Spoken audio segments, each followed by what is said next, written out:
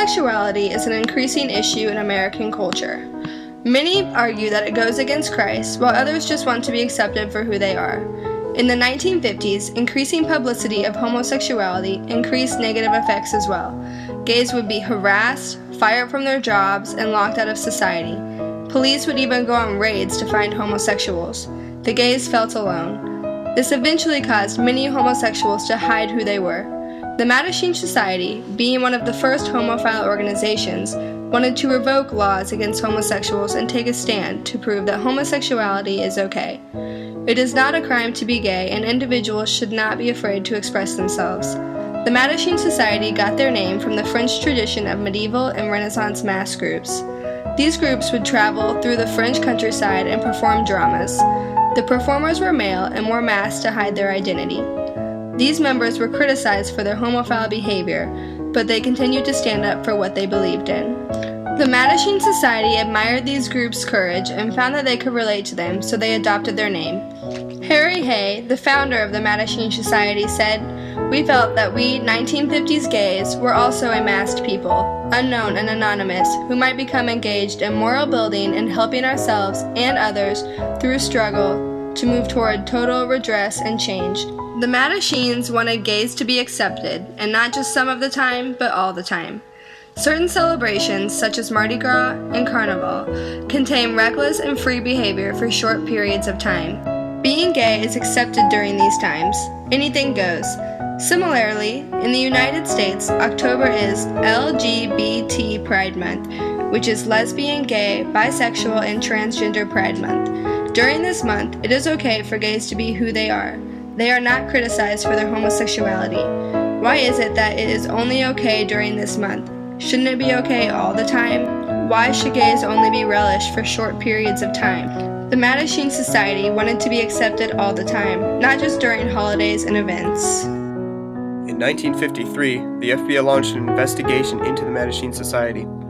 During this time in the history of the United States, communism was understood as a huge threat to both society and the American way of life. Political behemoths such as Joseph McCarthy helped make the public even more scared of anything associated with communism through falsely accusing influential figures to be associated with the Communist Party.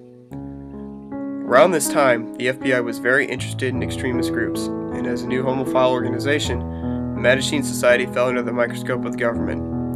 The investigation mostly focuses on published documents, such as one in the Mattachine Review by the Mattachine Society, as well as on the structure of society itself. The FBI's investigation helped reveal many of the inner workings of society and how it was able to operate. The Mattachine Society was organized very similarly to the Communist Party, notably in its cell structure. Through this cell structure, the Mattachine Society is able to have active groups all across the United States of America, undoubtedly helping their influence on culture today. As the 1950s drew on, the Mattachine Society was receiving more pressure from both the government and society in general to change its ways or face even more brutality. At this time, the founder, Harry Hay, decided to make an executive decision and step down from leading the society, in turn moving its political affiliation and its influence. No longer would the Mattachine Society be an extremist brotherhood for homosexual men, but it would become the start of the gay rights movement of today. In 1969, the Gay Society took its first stand against the brutality from law enforcement during regular gay bar raids. The first event occurred at the Stonewall Inn in New York City, New York, on June 27, 1969. During one of the usual raids that happen in these sorts of bars, a spark was set off. No one person started it, but a collective group of gays were fighting back. Riot veteran and gay rights activist Craig Rodwell says, "A number of incidents were happening simultaneously.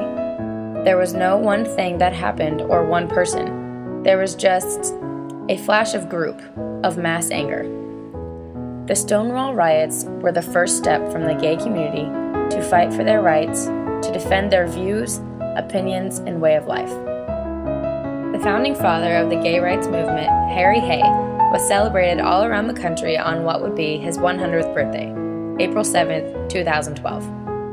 Gay activists and Silver Lake residents gathered near the base of a steep hill to celebrate the designation of a section of the Cove Avenue Stairway in honor of the pioneering gay activist.